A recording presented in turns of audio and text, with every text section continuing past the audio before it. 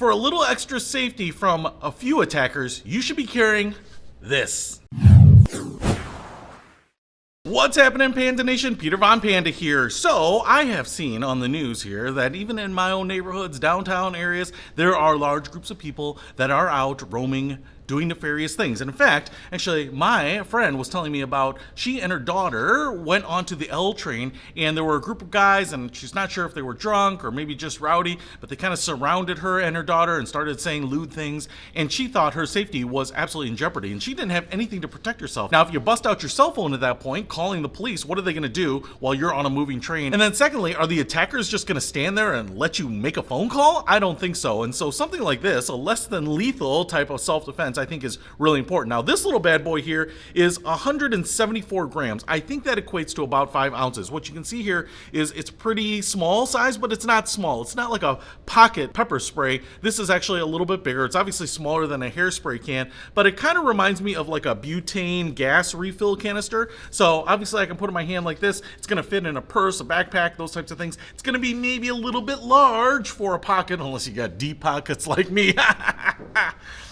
I don't have deep pockets. All right, but what we have here is a finger loop. So this whole plastic contraption up here is the dispenser. And what I love about this is that it's going to dispense in a somewhat aerosolized spray pattern. So it's going to be really good for getting that pepper spray out in the eyes and the face and the nose, the mouth of your attackers, even if you have multiple attackers. So if you have a couple people, you could spray this around and it's just going to kind of unleash that pepper spray everywhere. Now, keep in mind, if you're downwind, you might get a little bit of that in your face too. So I would always hold my breath and close my eyes, or maybe squint with one eye kind of closed or something like that to make sure you are aiming it in the right direction. But I also think that this thing is going to be pretty easy to deploy. So what you have here is this little finger groove. I can put my finger in there like this. We actually have a little lip right there, so I can kind of grab it with both fingers, so that feels pretty secure. What you have to do is you have to remove this orange tab right there. This is going to remove itself from the trigger so that you can depress that trigger. Now, what I'm really curious about is if I can get this off one-handed, like this, or if I need to grab this and pull this off. Obviously, it looks like I can pull this off, and the only thing that's holding it on here are these little teeth, these kind of teeth that are interfacing with each other. So I certainly believe I could pull it off like this, but I'm actually going to try to do it one-handed here. Oh, okay. All right.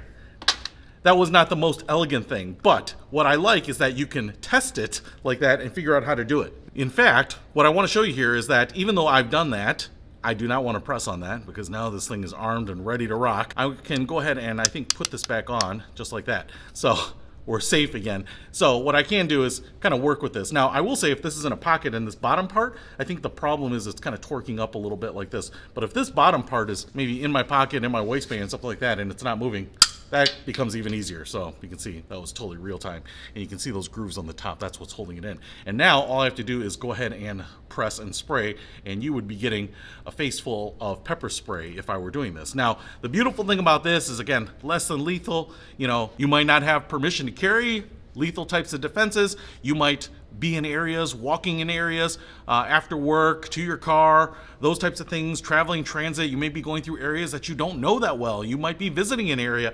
And so something like this can be really helpful to give you a little peace of mind. Then if things start going south, or even if you're in an area that you've been to a million times, but there's a protest going on, there are people doing bad things, roaming, looting, all that kind of stuff, you can pass through with a little more peace of mind like this. And something like this is going to work a lot better against multiple people than those smaller pocket pepper sprays. So the next thing we need to do here is try it out.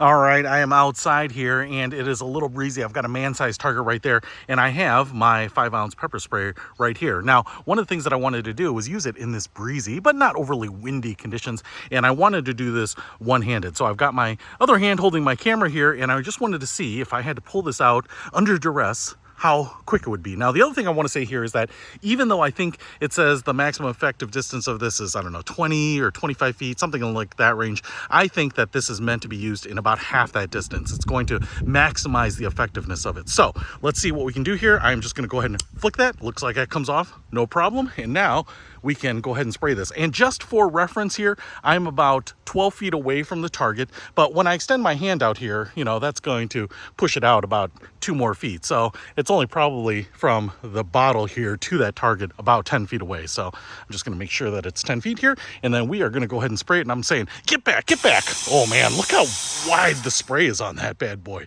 That was crazy. It empties that quickly, but holy smokes, look at that. I mean, you only maybe get 3-4 seconds of spray effectively, but man, that totally enveloped this guy. I tell you what, if you had 3 or 4 people coming at you in a cluster and you just wanted to give them a little spray like that, that thing is fully covered, and it smells, dude. I mean, it smells like hot peppers, and I have now been playing around with this and testing it a little bit, but my nose is running here. I mean, I didn't catch a whiff of that because I am definitely upwind. That was intentional. As you can see, things are blowing that way. The paper is wrapping around the tree. But even in my case here with this little bad boy, I can smell it, and I definitely wouldn't want to be on the receiving end of this. And I will also say that if you are using this, you know, taking a deep breath before you use it, closing one eye, just in case you do get some in one eye, you have another good eye, might be the best method for deploying this. But in my case here, I'm in pretty good shape, but that guy and his buddies who are doing nefarious things are in much worse condition. Now, you don't have to just stick with that size. You could always go to a bigger size like this, but I think that is pretty effective. Now, I will say that this is really nice, like I said, because it can fit in just about anything. Your glove box, your purse, you know, if you have big enough pockets, you can put it in there. And man, that produces a lot of pepper spray out there.